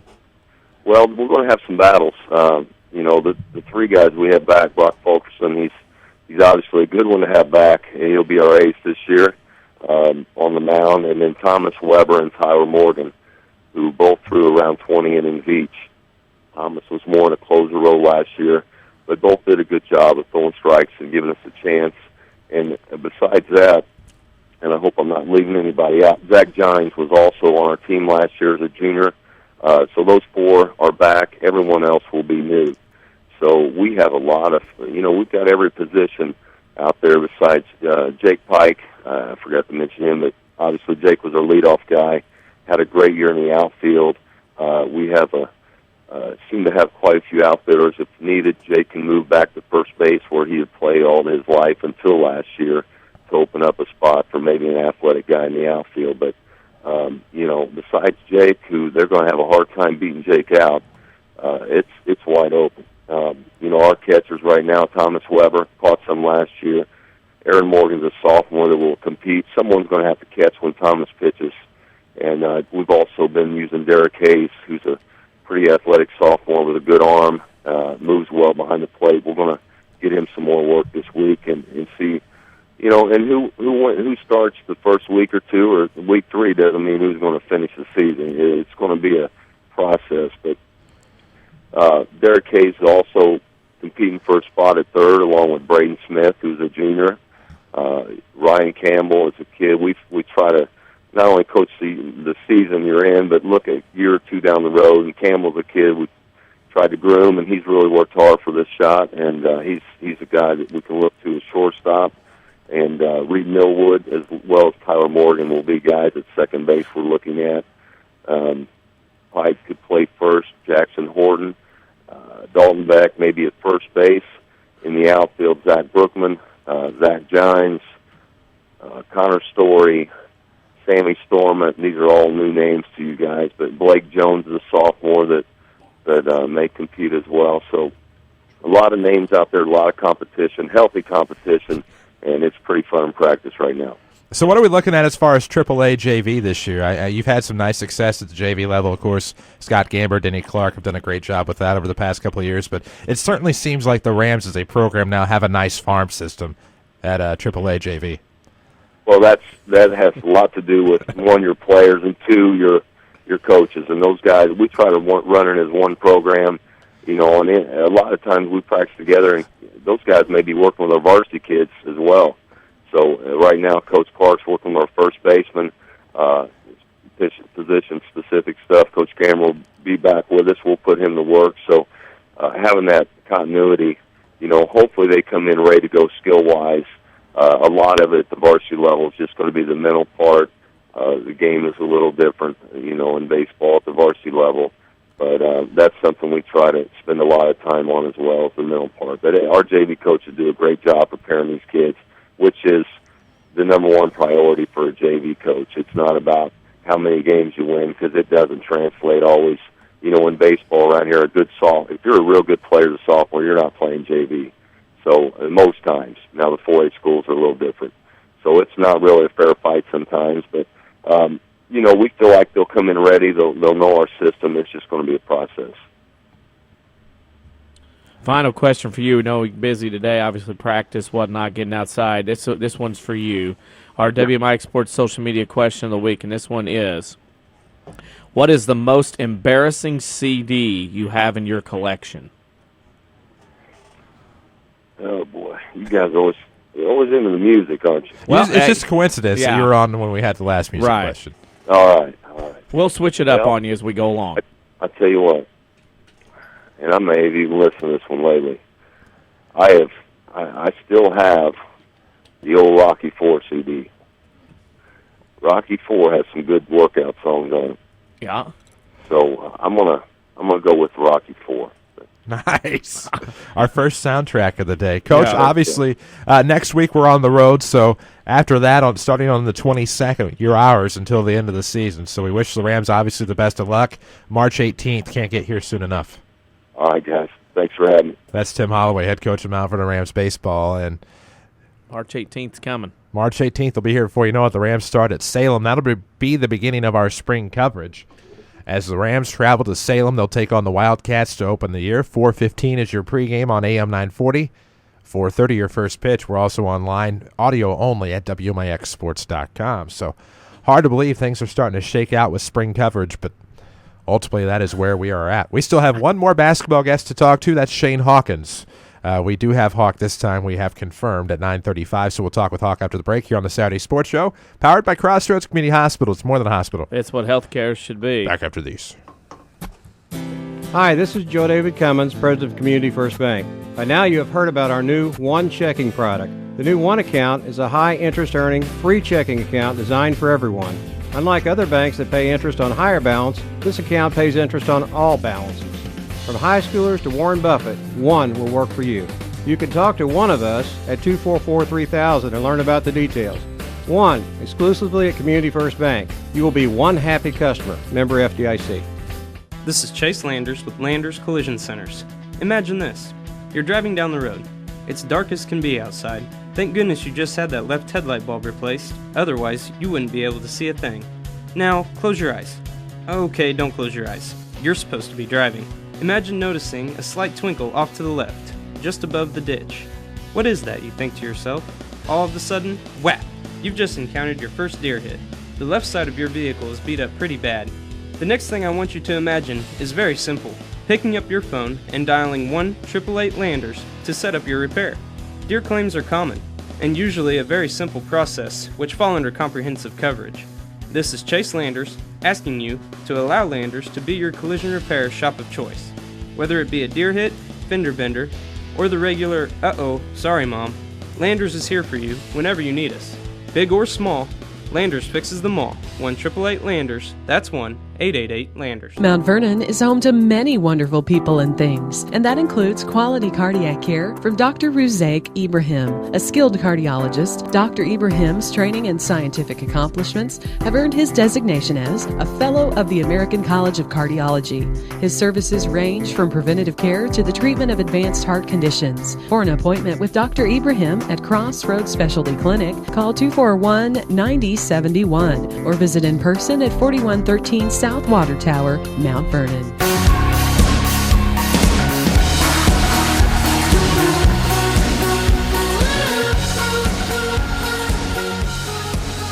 Our next guest is the head coach of the Marion Wildcats here on the Saturday Sports Show. It's presented by Crossroads Community Hospital. It's more than a hospital. It's what healthcare should be. Shane Hawkins' team last night beat the Carbondale Terriers 54-53. Coach, good morning.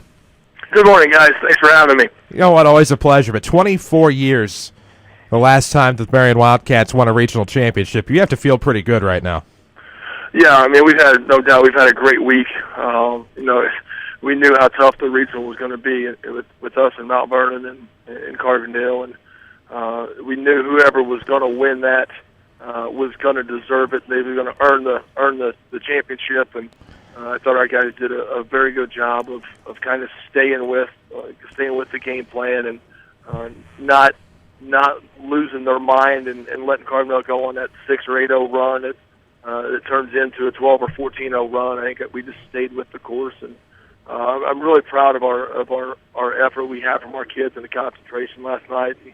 I think as the game went on, I think it was very important for us to get to halftime.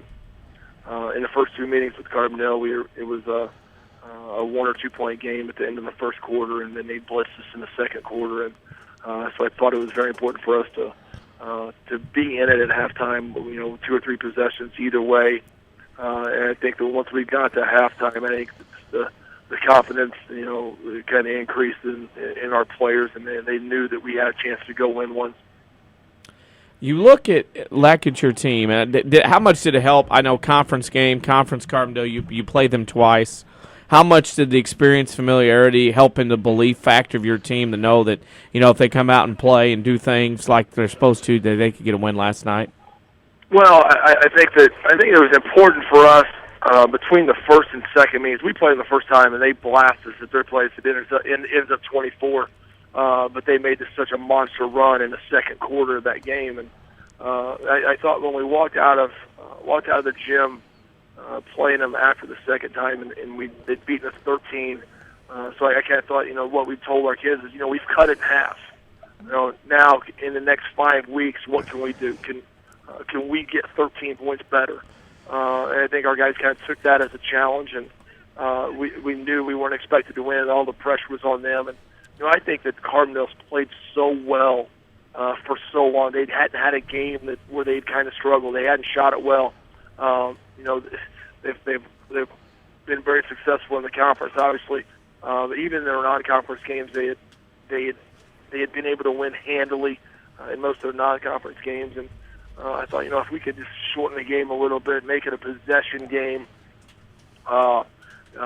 get it to the fourth quarter tight in a game that maybe they think they should have won, then maybe we'd have a chance. And our guys bought in and they executed extremely well the game plan. And I think as the game went on, they continued to believe more and more that we had a chance to go ahead and finish it off.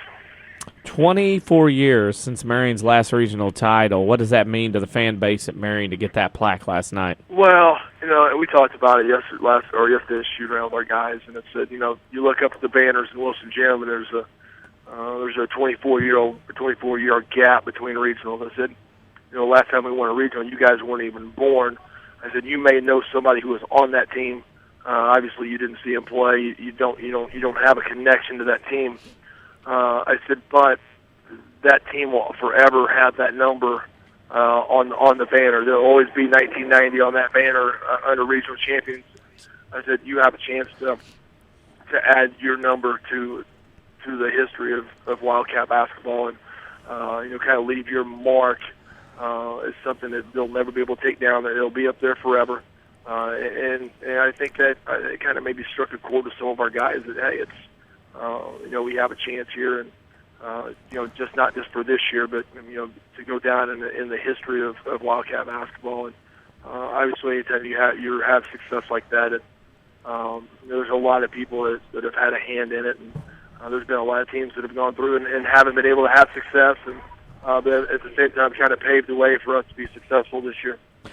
Okay, I'll ask you. Can you name anybody that played? I know you can't, but can you name some players from that 1990 Yeah, you know team? what? And I remember because I remember watching that team play in the 88 or 89 Carbondale Holiday Tournament. That was Schreffler and P.J. Nichols and those guys, and they were really talented. And I got to see them play a couple times at the Holiday Tournament that year. But it's been a long time. There's no question, and I think it's we've got a long way to go. We've won one. Our goal is to make this a yearly thing where we have a chance to go win. Put ourselves in position to play in regional championships and win regional championships on a yearly basis, like the Carbondales, like the Mount Vernons, like the Centralias of our league have been able to do for a long period of time. Of course, your next battle is Wednesday night at Highland against Alton Marquette. What now, at this point, do you know about the Explorers? Obviously, Lavender had just committed to SIU last week, and he's a load. There's no question. Their coach is a Bennett disciple, so they're going to be very similar to Centralia. They're going to run the Prince and stuff. They're going to be very patient. Now, I don't think that they have the depth and balance that, especially this year's Centralia team has. So we should be, have a little bit of familiarity with the Princeton offense. And I've worked last night and we've worked this morning on getting film. And it's like I talked to Darren Lee this morning. It's not like it was in the 80s and 90s where you had to spend Saturday traveling all over the area getting VHS tapes. You can put them in the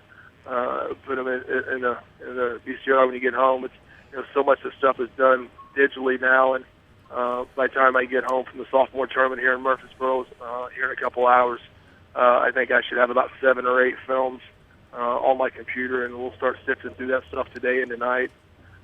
We let our guys have the day off, and they need to enjoy this and kind of just take a day to step back, and we'll get back to work tomorrow. We'll meet and we'll just watch film. We obviously had the extra day with having the second sectional semifinal on Wednesday.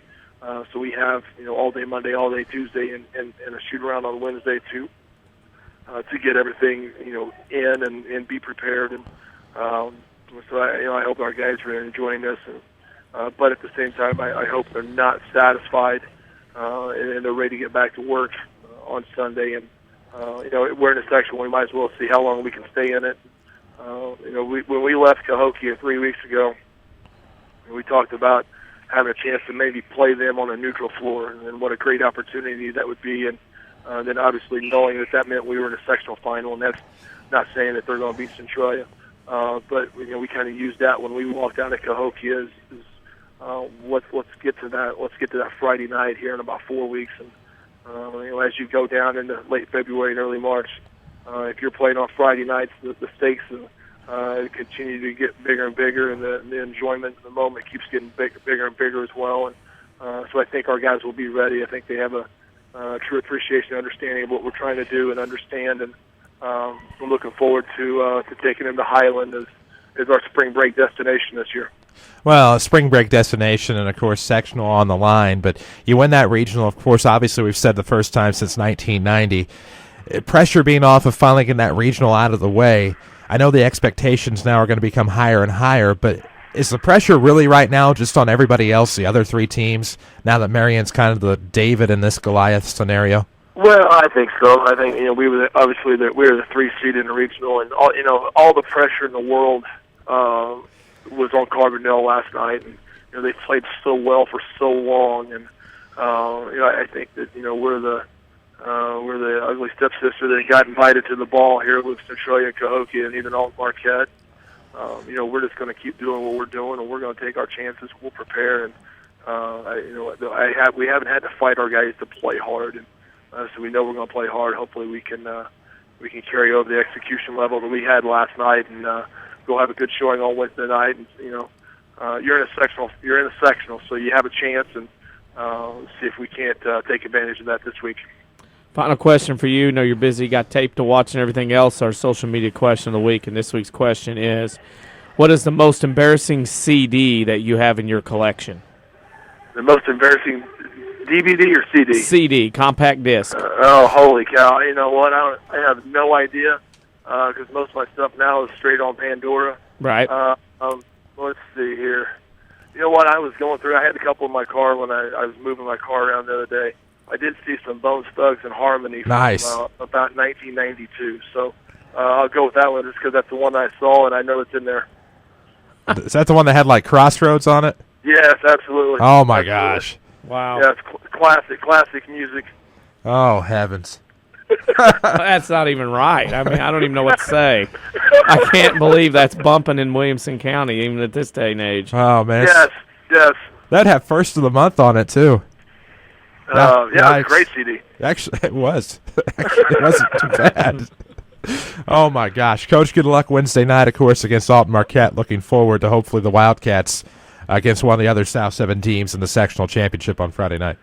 I appreciate it, guys. Thank you. That's Shane Hawkins, head coach of Marion. Again, first regional title in 24 years, and will be a great South 7 representative as well, Centralia and Cahokia. Could you imagine a chess match on Friday night if it's Lee Bennett, Shane Hawkins? Yeah, crazy. It's quite high level. Yeah, that's a big level. They've matched up twice already this year. Yeah, Centralia won both. Like Lee said, it's tough to beat a team three well, times. It's like our guy, the master says. Well, like the guy, the master, Rod Schertz says in Waltonville, it's tough to beat a good team 3 times. Beat a good team once, let alone 3 times. So, you know, yeah. I mean, anything's possible this time of year. I mean, Marion proved it last night. There is no doubt. I mean, it was to get that win against Carbondale, to beat Mount Vernon and Carbondale same week. You know, that's 7 of their games this season against those 2 teams. That's now crazy. Think about that. When you really do think about that, it's nuts. Yep. Oh man. Whew. I think we have one more break to take here on the Saturday Sports Show. We'll burn that. Come back, talk about local sports here on the Saturday Sports Show, presented by Crossroads Community Hospital. It's more than a hospital. Yeah, it's what healthcare should be. Back after these. The health of your kidneys has a big impact on your overall health, affecting everything from your blood pressure to your bones. And if you ever have a kidney problem, Dr. Kangura is here to help. Dr. Kangura trained at the Mayo Clinic and specializes in conditions ranging from kidney stones and uncontrolled high blood pressure to chronic kidney disease. Dr. Kangura sees patients at Crossroads Specialty Clinic. For an appointment, call 618-241-9071. Enjoy March Happiness in Woodlawn at Knoll Furniture, starting with fresh new furniture styles, all sale priced. Plus, for a limited time, receive a free cookware set with any Paula Deen purchase of $2,000 or more. Just imagine a beautiful new bedroom, dining room, or living room, and Paula's famous cookware free. Plus, get ready for spring and save 20% off store-wide at Knoll's General Store. Be happy. Shop Knoll Furniture and Knoll's General Store for March Happiness.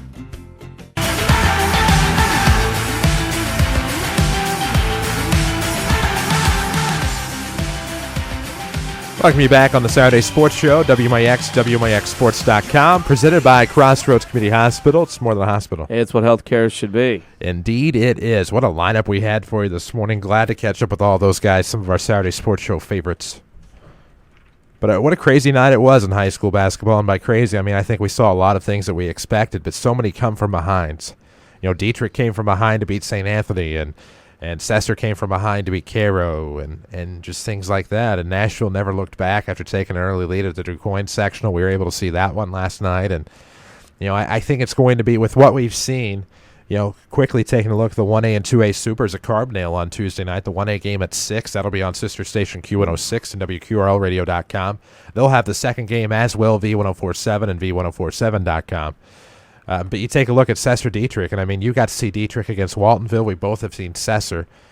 It could be an interesting matchup. We do know Maroon is going to win. Well, we do know that, but I think what'll come down to is, and we'll get names and places. Last night Bonhoff has 17, Feldhock has 17 as well for Dietrich. They were down at one point, 34-23 with 12 minutes left in the game.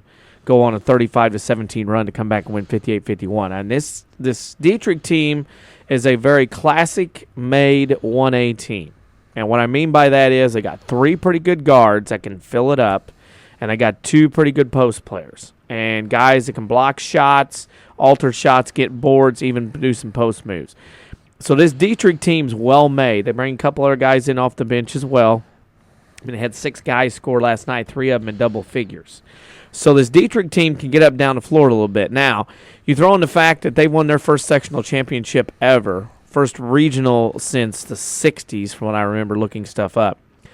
A Cessna team is playing with as much swagger and confidence as I have seen in a long time out of a team this late in the run. This team playing very well. Came from behind as well last night. We're down 21-10 at one point. Battled back and won at NCOE. The other effect is this, and it's not as big an effect maybe anymore or not, but when you throw teams in the SIU arena and you're playing again in front of what by the end of the game will be 4,000, 5,000, 6,000 people, open shooting background, bigger spaces, bigger floor, who does that play better to? And, I don't know. I mean, Dietrich likes to get up and down the floor, but that's a different environment, different setup. And you're shooting in the background that these two teams have not done. And I know North City's got the open background. That is nothing like what SIU has. That's always a factor you got to throw into this thing is the space of the floor, the facility, and the shooting background. You always have to take that into consideration. And it always seems like to me the team that gets off to the quickest start shooting-wise at the arena finds their shooting eye first, usually starts out. This is a very interesting ball game on Tuesday night. Sure. Well, and I look at that one, but I also look at the 2A game. T-Town and Nashville, a rematch of 07 state quarterfinal. This is a state quarterfinal. Both teams have been able to, if I'm not mistaken, play on a college floor this year. I think T-Town got that game up in Parkland. Nashville should have played it at least at one time. The Lebanon tournament played games at McKendree. Yeah, but that's not. But, I know it's not SIU, but, That's Nashville's first super since 07. They beat Mount Carmel. Right. And which is super is now a quarterfinal, too. Right. Which still weird. It is still super or still whatever. But, Nashville to me right now, their length is going to give T-Town fits. But, boy, Fehrenbacher's got them. This is 4th straight T-Town super sectional, too. Well, and here's the darndest thing about it is with T-Town, you can't just worry about stopping one guy. Because if you're able to shut Meddy down, they still have Cody Will. And if you stop Cody Will, you have Reed Hardick. And those have been the big 3 to step up this year. Winthy, of course, can be a force, but they haven't had to rely as heavily on them. And T-Town's won some pretty good games this year. Saw them 3 times. The Effingham T-Town Christmas Classic. They've beaten Effingham. They came from double-digit deficit to beat the Rams on their home court. That's a little weird. And then they beat they beat Mattoon convincingly in pool play, but then lost to Mattoon at home. But I can't remember if it was Will or Hardick that at the time was injured. So, you look at T-Town, and, this is your stereotypical T-Town team. They're going to be big. They're going to be physical, that too, and they're going to be able to score. Well. And I think, but the one thing I never saw a 3-2 zone in any of the games or anything like that against T-Town. I saw primarily man defenses. Rams might have gone 1-3-1 a time or two, but everybody else played pretty suffocating man. So it'll be interesting to see, how they shoot against the Nashville zone if that's the way they go. And T-Town, here's another team. When they divided up, went 4 class, T-Town Breeze Central went, okay, if we can get out of a regional. T-Town got away from St. Anthony. Their regional's okay. Olney went 3A.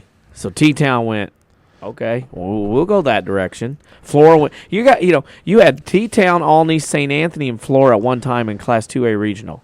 So all those other teams, Olney goes 3A, St. Anthony drops to 1A, goes a different direction. Flora goes south. T-Town's going, okay. Breeze Central's over here to the left with modern-day Carlisle going, okay, if you can win that regional, get out, you go to the sectional. Basically, those two teams butt heads. The winner of that game usually gets Carbondale. Right. That's the setup. And this T-Town team, again, Andy Fehrenbacher's done a great job, got out of the Duster Thomas, went up to the tournament at Effingham now in T-Town, played a very difficult schedule. And here it is. Here they are. This has got, all the history. Last time T-Town got to state was in 07, Ken Crawford's last year when they got 3rd. And they knocked off the undefeated Hornets in the quarterfinal that year. So all these intricacies, all these little trails, all these things, and again, Mount Carmel loses a sectional final. Well, and Happens. T-Town, when they went independent, and I'm not bashing the National Trail Conference, even though this is their first sectional title through Dietrich since the 4-class expansion. But T-Town did what they needed to do, and they beefed up their schedules. St. Joe Ogden, Mattoon. And, Mattoon, you certainly don't think of them as a basketball power, but it's still a 3A school. They play PBL, as Paxton Buckley Loda. They put teams on their schedule they thought they would see in the postseason and sectionals. They played Central in the regular season, beat them by 1. Helped them Nashville tournament, boys, flexing those muscles. Exactly. Jabot, T-Town, Central. So. I'm looking at some of the teams that could get there. I'm thinking Champaign, St. Thomas, Moore, because they've been pretty good all year. Dietrich or Cesar will be great representatives, either one. Jabot should get up there, and then the winner of Lanark Eastland. That's a pretty good Final Four in 1A. As what that looks at, and then you go to 2A. And you're looking, Nashville or T-Town, that's tremendous there. Petersburg Porta has been very good all year. So, I've been kind of reading up on them lately. Paris is okay. Porter's there. Then you go down, you got a chance of Bloomington Central Catholic or Sterling Newman Central Catholic. They're both good. And then you got the Providence, St. Mel, and Hales. And that's a lot of private schools. You're guaranteed two private schools. Yeah, you're half your Final Four, obviously. And that's the thing. Paris is kind of the one I kind of raise my eyebrow at, just because I know the Apollo was down this year. This is their final year in the Apollo. They had a little Illini next year. Geography. Yeah, but primarily 3A teams. A nice gym. Yeah. Pretty nice gym. Been there once. So, it'll be nice to see Paris and Porta. Of course, Petersburg, I think Menard County, near Athens. Yeah, they're right there in that Springfield area. It'll be nice to see how that all shakes out, of course, on Tuesday night. Of course, you can listen to both Super Sectional games on our sister station Q106 and WQRLradio.com.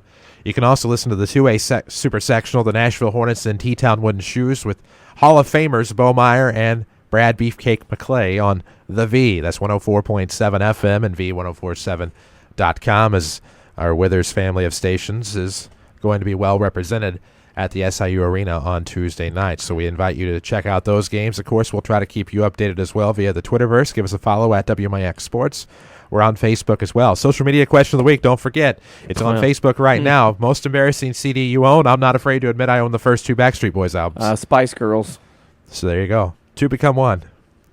I did like that song. I can't deny it. I thought they were good. Like Milli Vanilli. What do I know? I still love Milli Vanilli, and I would be proud to have a Milli Vanilli CD in my collection. Music Factory. Oh, my gosh, no.